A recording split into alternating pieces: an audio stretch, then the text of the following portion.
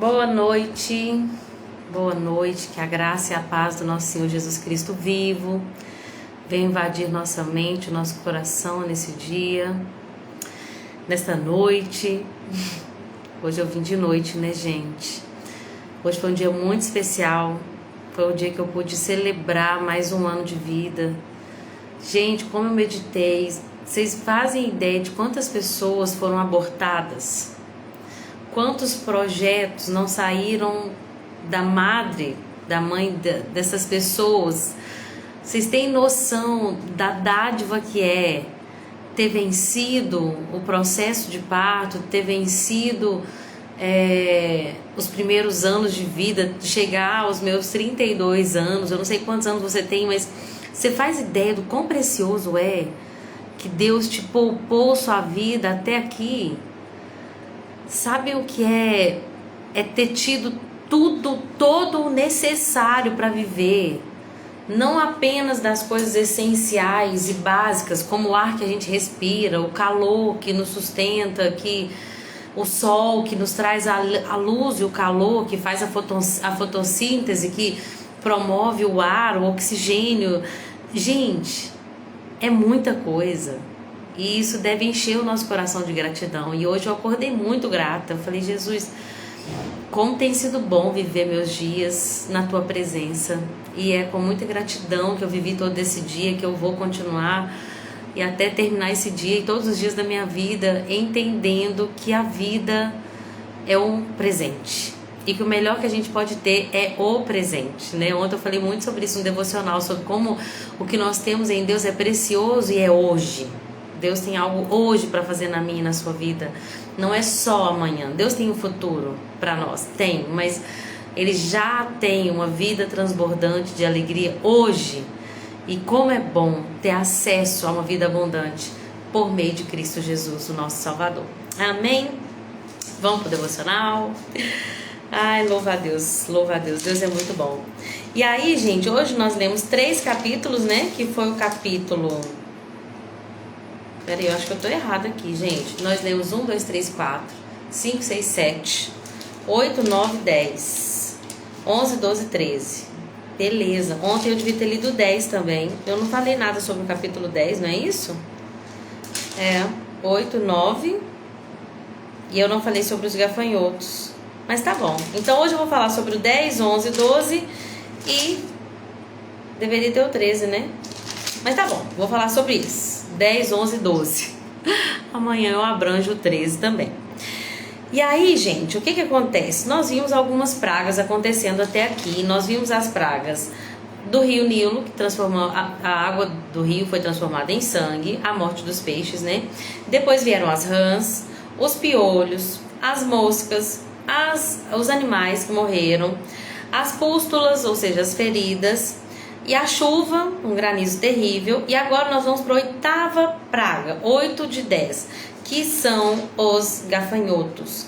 Gente, essa praga foi extremamente terrível. A Bíblia diz que os gafanhotos viam como uma nuvem que cobria toda a terra. Você imagina que é você olhar e você não conseguir ver, você não conseguir enxergar quem está na sua frente ou o que está acontecendo, porque tem uma nuvem de gafanhotos. Lembrem-se que a chuva de granizo havia destruído boa parte das plantações, das árvores, e agora a Bíblia diz que o resto que tinha das plantações vem os gafanhotos para devorar. Meu Deus, Deus estava ali, gente, colocando o Egito em uma humilhação, em uma fome, uma escassez. Cadê o Egito da época de José, que era o único país que tinha comida? Agora eles estão sendo levados a uma escassez terrível. Eu acho interessante que, olha o que Deus fala para Moisés falar para o faraó no capítulo 10. Fala assim, vai lá e fala para faraó. Volte a faraó, pois endureci o coração dele e dos seus oficiais para que demonstrasse meus sinais entre eles. E também para que você conte aos seus filhos e netos como eu ridicularizei os egípcios. E fale o que eu realizei no meio deles. Gente, a gente nunca pode esquecer que Deus é um Deus geracional. Nós fazemos parte de uma geração que se preocupa muito consigo mesmo. né? Nós estamos tão preocupados conosco mesmo, com o nosso propósito, com nossas promessas. O que Deus falou para nós? É tão individual muitas das vezes o nosso relacionamento com Deus, que se Deus fala com a gente assim, ó, eu quero te usar para alcançar um missionário que vai alcançar o mundo todo. Não, mas e eu? E quanto a mim? Como que o Senhor vai me honrar? Muitas das vezes é o sentimento que tem no nosso meio. É um sentimento que espera muito de Deus só para nós. Mas olha só, Deus está falando assim para Moisés, está vendo esses sinais? E tudo que eu fiz no Egito é para que vocês contem aos seus filhos e netos. Não pega só para você. Moisés, o que eu estou fazendo aqui não é porque eu sou um Deus individual, sou só o Deus de Abraão, sou só o Deus de Isaac. Não, por isso que Deus fala, olha como é que Deus é um Deus geracional. De Abraão, de Isaac e de Israel. E agora o Deus de Moisés, que se revelou a Moisés, está falando, tudo que eu estou fazendo, Moisés, é para que você conte aos seus filhos e aos seus netos, e que você passe isso de geração a geração. Talvez você esteja assistindo esse vídeo falando, Lorena, eu não tenho filho. Ô Lorena, meus filhos já estão criados. Jesus falou, ide fazer discípulos. O que você tem não pode ficar guardado só para você. O que você está aprendendo com a leitura da Bíblia, gente, não é só para você, não é só para o seu bem, não é só para o seu aprendizado. Nós temos que fazer filhos, discípulos, pessoas que vão se espelhar em nós. Se você tem filhos de sangue, entenda, esse é seu primeiro ministério. Meu maior ministério, gente, é Cecília e José. Porque o que adiantaria eu pregar para o mundo inteiro e fazer discípulos de todas as nações e perder aqueles que estão dentro da minha própria casa? Esses são os mais importantes. Eu sou pastora do coração dos meus filhos. Nós vimos isso, né, na conferência Conectando Gerações, sábado, quando nós, até mesmo nós, ministras do Ministério Infantil, estamos ali servindo a Jesus na salinha, prestando culto ao Senhor Jesus junto com as crianças. Nós somos as pastoras do coração daquelas crianças. E nós devemos ser pessoas que lideram outras, que discipulam outros, que têm filhos espirituais. Talvez agora você não tenha ninguém em mente, talvez você está no processo de discipulado, mas eu já quero gerar isso no seu coração. O que Deus está fazendo não é só para você. Você deve fazer com que essa aliança seja passada à próxima geração. Deus vai te dar filhos. Esteja aberto para isso. Se você já tem filhos pequenos, então cuide deles. Mas se você não tem, se você está vendo esse vídeo e não tem filhos pequenos, entenda, sua responsabilidade é a mesma. Deus vai te entregar filhos e filhas espirituais para que você venha passar quais são os sinais e maravilhas que Deus tem feito no seu meio e no nosso meio.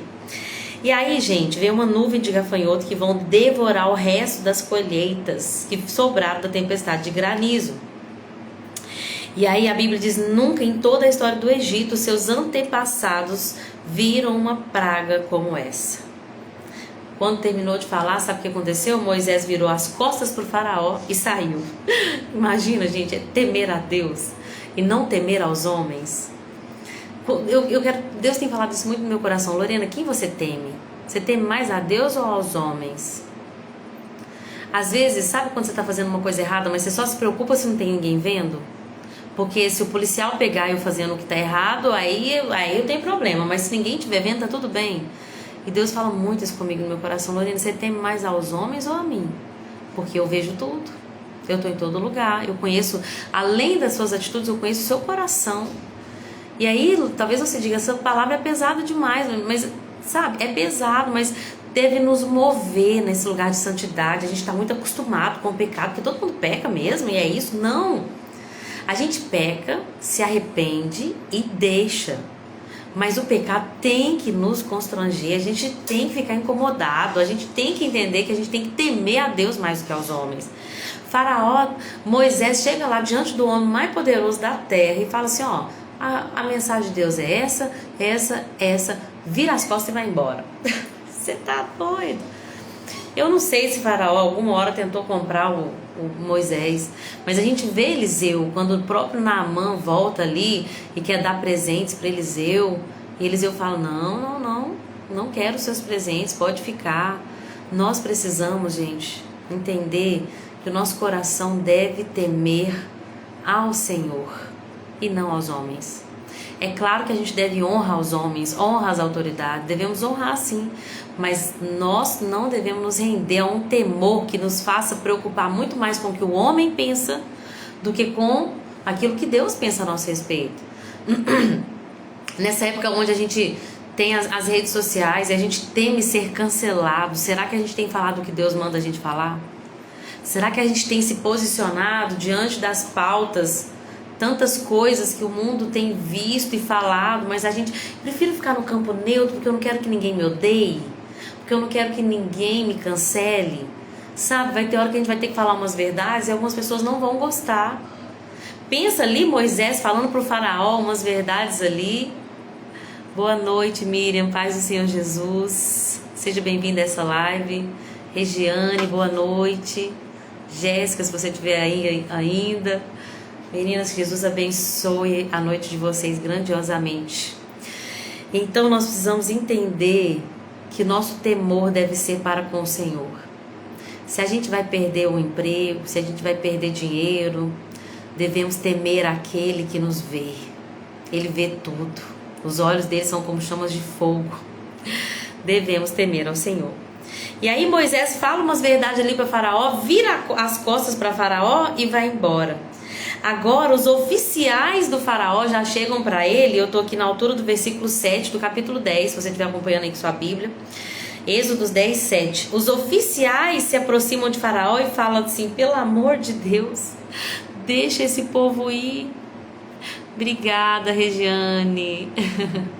Recebo suas felicitações, seus abraços, viu? Amém. Amém. Que Deus nos abençoe. Amém.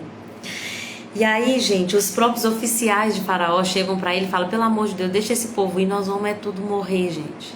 Nós vamos morrer tudo. É nós tudo. Falando assim num belo mineirês, os próprios oficiais de Faraó se viram para ele e falam: por favor, você não consegue ver que o Egito está em ruínas? Meu Deus. Mas mesmo assim, ó, o coração do Faraó está fechado. Quando vem a nuvem de gafanhoto, então, gente, a Bíblia diz agora sem demora.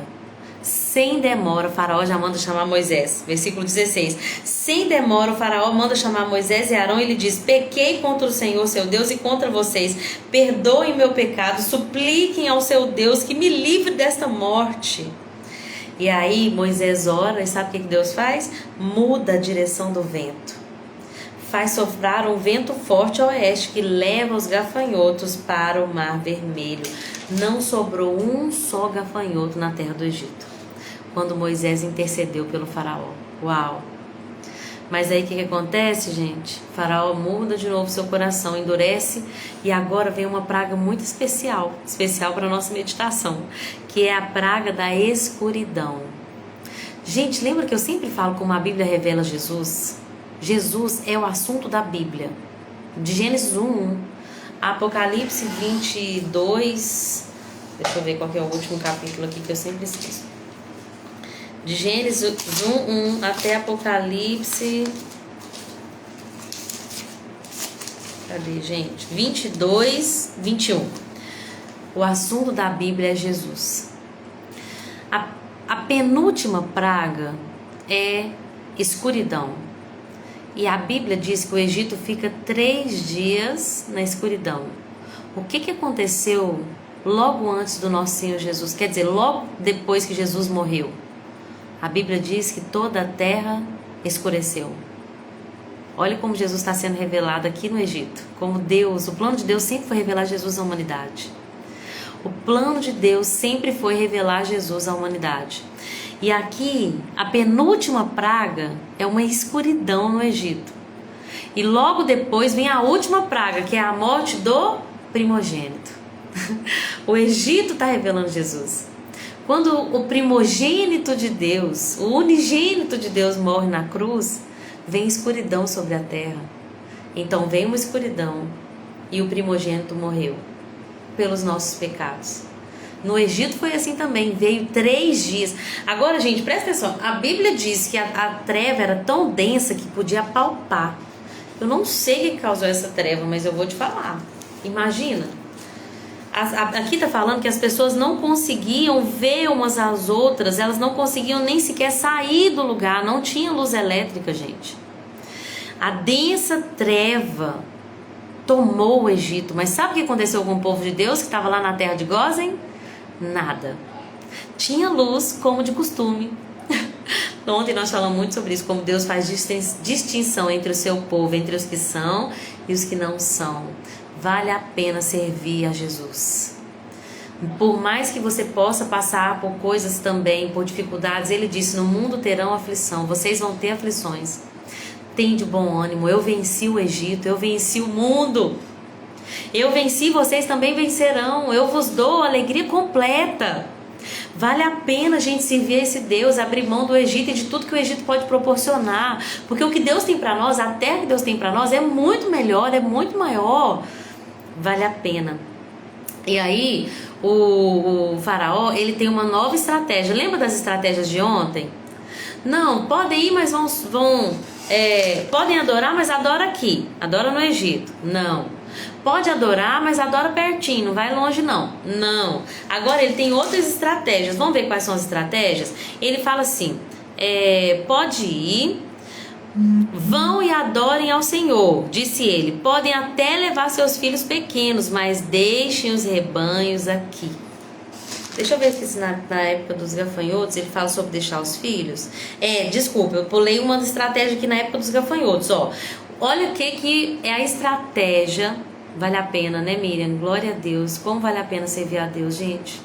É uma recompensa eterna. O que Deus tem para nós não é passageiro como o Egito. As coisas que o Egito pode proporcionar são passageiras, mas as coisas que Deus nos proporciona são eternas. A gente tem que focar no que é eterno. Olha aqui, gente, a estratégia do diabo. O diabo vem e fala assim, ó, podem ir, vocês podem adorar a Deus, eu vou até deixar vocês sair do Egito e vocês irem 3 dias de caminho pro deserto, mas vão só os homens, deixa as crianças aqui, deixa as mulheres aqui. Sabe o que ele tá falando, gente? Ele tá falando, deixa os jovens, deixa os velhos. Sabe o que ele tá falando? Vão só vocês, não precisa carregar a família inteira não. Não precisa ir a família inteira, pode ir só os homens. E Deus tá falando, não, é a família inteira que vai se render aos pés de Jesus. Não tem disso de só uma pessoa no lar. Vão todos. Todos vão adorar Jesus no deserto. Amém? Deus não está chamando para ser só... Hoje em dia a gente vê muito isso. Mulheres que carregam nas suas costas a responsabilidade espiritual, que tem que cuidar de toda a família. Não é o que Deus planejou. Não é. Deus quer que a família inteira esteja rendida aos pés do Senhor. A estratégia do diabo vai só um. E Deus está falando, não. Só um não vai não. Todos vão ao deserto para adorar. E aí, quando vem a praga da escuridão, Faraó já faz diferente. Ele já tenta uma outra estratégia. Tá bom, pode ir todo mundo. Vão os jovens, vão os pais, vão as mulheres, vão os anciãos, mas deixa o rebanho aqui. Deixa o rebanho aqui. O pastor Luciano Subirá, quando fala tem uma palavra dele sobre uma questão financeira, sobre como nós adoramos a Deus com as nossas finanças, e ele fala dessa estratégia do diabo. Você pode adorar a Deus com o seu tempo, você pode adorar, vai na igreja, vai 2 vezes na semana, você pode até levar seus filhos, mas não adore a Deus com as suas finanças. Suas finanças são suas, é o seu sonho, é o seu objetivo, é a sua casa própria, é o seu carro do ano, são as suas roupas de marca, é o que você não pode abrir mão. Não, para missão, para o reino de Deus, não, você pode até adorar a Deus, você pode até levar sua família, mas não adore a Deus com as suas finanças. Essa estratégia do diabo, gente, como tem pegado pessoas, principalmente por causa do Deus mamão. Quantas pessoas, por amar ao dinheiro, elas até conseguem buscar adorar a Deus, elas e toda a sua família, mas quando se trata de enviar recurso para o plano e o propósito de Deus na terra, aí eu me fecho. Eu não estou falando para igreja, instituição apenas, eu não estou falando para abençoar pastores, talvez porque eu sou esposa de pastor, pode ficar parecendo que eu quero usufruir de alguma coisa. E a Bíblia diz que é terrível aquele que usa a palavra de Deus para benefício próprio, porque não tem nada melhor do que a piedade com contentamento, ou seja, viver a vontade de Deus e viver devoção a Deus, mas estando contente com tudo que Deus nos dá, sem ambição, sem avareza. Isso é a verdadeira, é o de maior precioso nessa vida, nesta terra. Então pode parecer distorcido falar assim, abençoe a Deus com suas finanças, porque pode parecer que a gente, como líder de uma instituição, espera na nossa instituição, mas eu quero dizer, pro reino de Deus. As nossas finanças, elas não são para beneficiar pessoas. A não ser que o Espírito Santo te diga, vai lá e abençoe tal e tal pessoa, tal missionário. Mas existem muitos recursos que nós temos que empregar para abençoar o reino de Deus na terra. Cada um de nós somos mordomos de tudo que Deus nos dá. Lembra que o povo do Egito devolvia para o faraó 1/5 de tudo que já era do faraó e eles devolviam com gratidão? Hoje a gente fala de dízimo, as pessoas já fecham o coração. Tudo é de Deus. O seu salário não é seu. Ai, Lorena, essa conversa tá ficando complicada. Quer dizer que eu tenho que dar para a igreja? Não, deixa eu te falar. Você tem abençoado pessoas que você sabe que estão precisando? Você tem feito obra social? Você tem visto pessoas precisar de roupa e tá lá comprando mais roupa e cada um que cuide dos seus problemas, cada um no seu quadrado. Você já abençoou um missionário? Você já viu projetos missionários na internet, por exemplo? Tem o Portas Abertas, que é um projeto missionário que abençoa missionários que estão em países perseguidos. Mas não, eu não quero saber de países perseguidos, eu quero resolver os meus problemas. Às vezes nós temos problemas demais porque a gente não consegue focar no problema do outro. A gente não tem tempo pro problema do outro. Eu não quero saber quem está precisando de cesta básica porque eu tenho os meus problemas. Eu tô tão focada em mim mesma, nos meus sonhos, nas minhas vontades, que fica até difícil pensar no outro. Deixa eu te falar, enquanto você pensa no outro. Sabe o que a Bíblia diz, gente? Que Deus abençoa o generoso. O generoso prosperará. Deus não deve nada para ninguém. Quando você usa dos seus recursos para abençoar o pobre, o necessitado, o missionário que abriu mão da casa dele, dos confortos dele para ir, para fazer missão em outra região. Peça, Lorena, eu não sei como abençoar, eu não sei como administrar o meu dinheiro, então peça ao Espírito Santo que te mostre. Mas não se apegue aos seus recursos. Aqueles rebanhos que o faraó está falando, deixa eles aqui no Egito, muitos deles seriam usados para sacrifício ao Senhor. E Moisés está falando, não vou deixar meus rebanhos aqui no Egito, não vou ter nada que me prenda ao Egito, porque na verdade, no fundo, nós sabíamos que eles não iriam voltar. Eles iam adorar a Deus no deserto, mas logo logo iam em caminho à conquista para uma terra prometida. Finalizando essa parte, o que eu quero resumir é: adore a Deus com as suas finanças. Não se apegue a dinheiro, gente. O dinheiro, o amor ao dinheiro é o princípio de todos os males. Quantas vezes a gente sofre de coisas, tá num serviço que nem é pra você mas tá lá, tô sofrendo. Tudo por quê? Por causa do dinheiro, porque eu não consigo confiar que Deus vai enviar o recurso, que Deus vai abençoar meu marido, que Deus vai enviar. Não, eu preciso desse serviço, passando aquela molação, uma vida, morrendo de doença. Tem gente que passa uma vida, gente, pra juntar dinheiro. E aí, quando tem o dinheiro, tá tão doente que não consegue usufruir do dinheiro. Vocês conseguem perceber como o nosso ídolo nos destrói? Eu tô com uma olheira tão grande que nem o filtro do Instagram tá conseguindo. Glória a Deus, tô um pouco cansada hoje. Mas, gente, é isso. Onde que eu tava, gente? Eu tava falando sobre como honrar a Deus com as nossas finanças. Me perdi, foquei na olheira e me perdi. Mas é isso. E aí, sabe o que acontece? A Bíblia diz que Deus deu uma graça pro povo de Israel, que Deus mandou eles pedirem dinheiro, pedirem objetos de prata e de ouro aos vizinhos egípcios.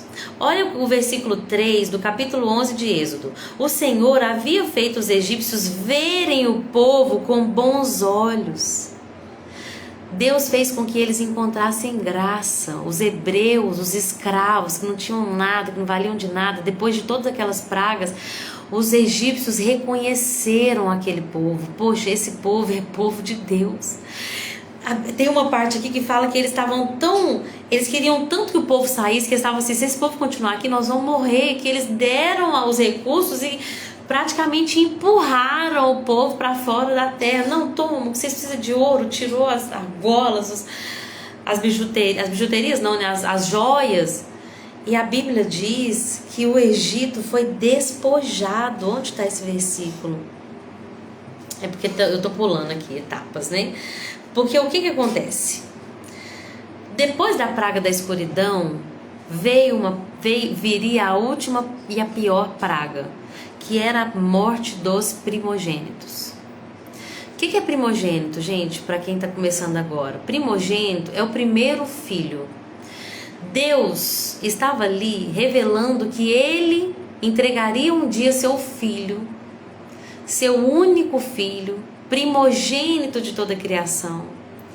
Seu primeiro filho, né? Porque depois, através de Jesus, nós podemos ser chamados filhos de Deus. Em João 1 fala isso, todos aqueles que creem foram feitos filhos de Deus. Então, quando a gente crê em Jesus, nós podemos ser participantes, como co-herdeiros dessa bênção, dessa herança. Jesus é o primeiro, primogênito, e aqui nós vamos ver como que a Bíblia vai revelar Jesus. Porque vai haver uma morte em todo o Egito, que os primeiros filhos, os filhos homens, os mais velhos, todos morreriam, do maior, que é o faraó, até o serviçal mais simples, a mulher que trabalha no moinho, os servos dos servos, e o primeiro filho de todos, até dos animais iriam morrer naquele dia. Imagina hoje isso acontecendo aqui, onde você mora, se em todas as casas houvesse uma morte, o filho, o homem mais velho morresse. A Bíblia diz, gente, que quando essa praga chegou, o pranto no Egito, o choro no Egito.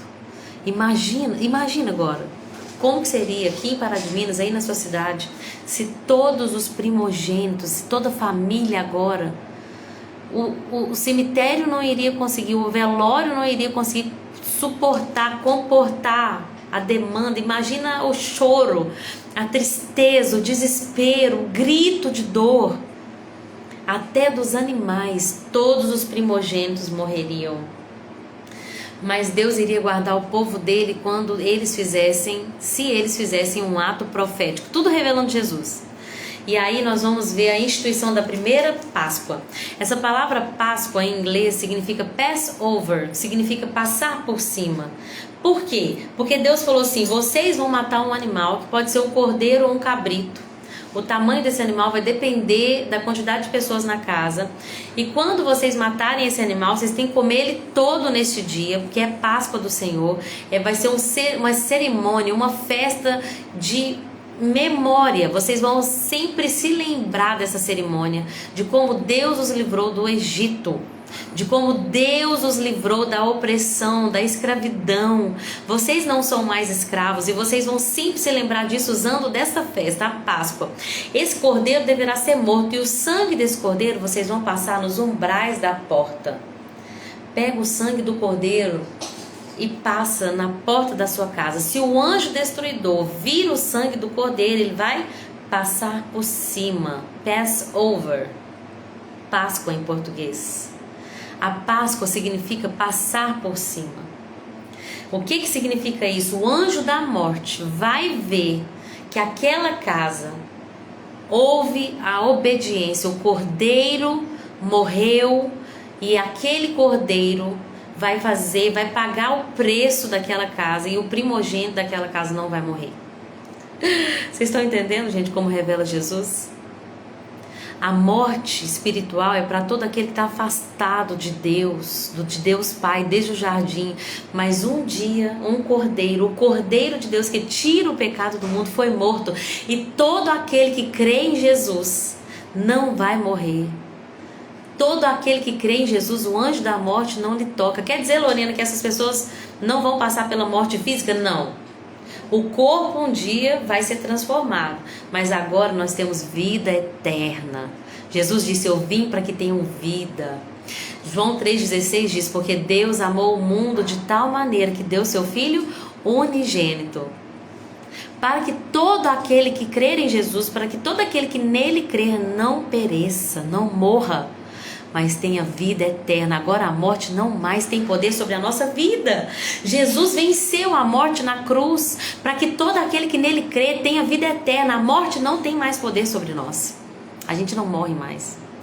E sabe o que é a morte? É estar afastado de Deus. A morte é não ter a eternidade com o Pai.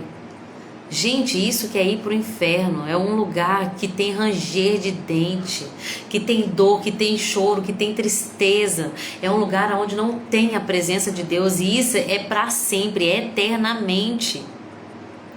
Mas para todo aquele que crê em Jesus, que recebe o Cordeiro na sua casa, e nós somos a casa, nós somos o templo do Espírito Santo, todo aquele que recebe Jesus em sua casa, o anjo da morte vem, mas passa por cima. Isso é Páscoa. Todo aquele que crê em Jesus não morre, mas tem vida eterna. Essa é a mensagem do Evangelho que está sendo revelada aqui.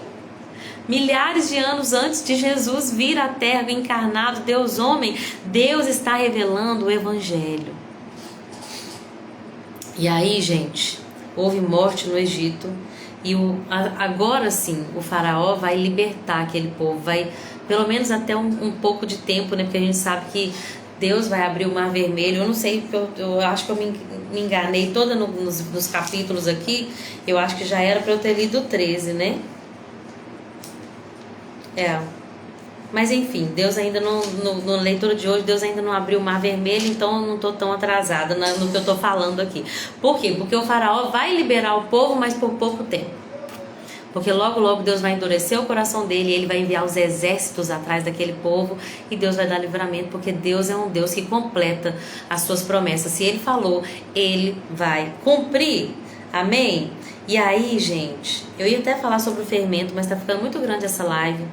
Eu vou deixar para falar sobre o fermento numa próxima oportunidade, porque fala-se muito sobre o fermento na Bíblia. Eu até preparei aqui, peguei meu dicionário que minha irmã me deu, olha o tamanhozinho do livro, gente. Pesquisei um pouquinho sobre o fermento, mas eu quero focar nisso que eu falei hoje. Nas coisas, eu acho que eu quero focar e terminar falando sobre Jesus. Gente, Jesus é a nossa salvação. Não há salvação além de Jesus. Não tem nenhum homem, não tem nenhum outro nome, a Bíblia diz lá em Atos, dado no céu. Não tem nenhum outro nome pelo qual nós devemos ser salvos. Jesus é o Cordeiro de Deus, e a Páscoa revela Jesus. Aquele povo tinha que matar um cordeiro, e o sangue do cordeiro nas portas das casas deles iria dar para eles livramento de morte. O sangue de Jesus nos purifica de todo pecado e nos garante salvação. Nós precisamos dessa purificação que vem da fé em Cristo Jesus. E não apenas, gente, crer. A Bíblia diz que até o diabo crê e estremece. Ele conhece Deus, ele sabe quem é Deus.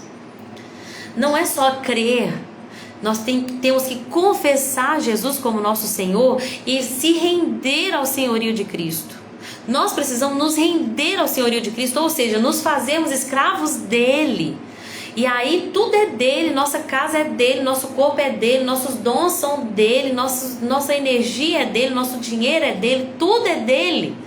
É para ele, veio por meio dele, e é para a glória dele. Não adianta só crer, nós temos que obedecer.